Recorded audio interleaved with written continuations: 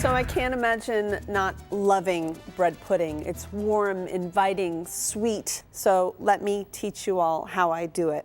You take half and half and pour it into a pot. It's about 4.5 to 5 cups.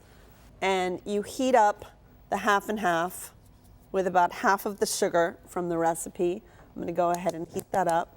I've got some vanilla extract and I'm gonna pour that into the warming half and half with sugar. And let me start mixing that, because what you wanna do is melt the sugar, the vanilla, and really flavor that half and half. And in here, you just wanna whisk the egg yolks with the sugar.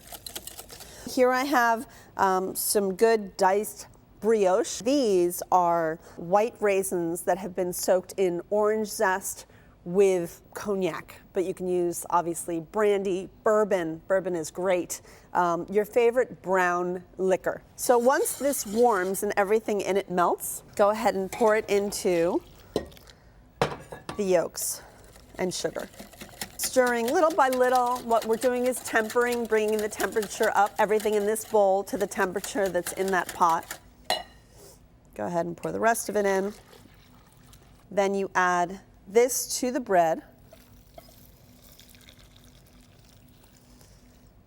And you really want the bread to soak in all or as much as you can of this liquid. So anywhere from 2 to 24 hours is a really great idea. It makes an even better bread pudding. That way the bread doesn't separate itself from all of that great liquid. You add a little bit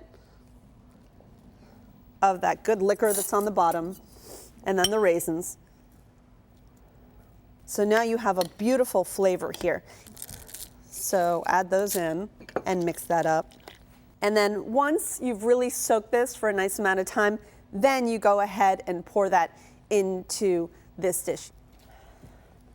And there you have it. You bake it in a water bath at about 325.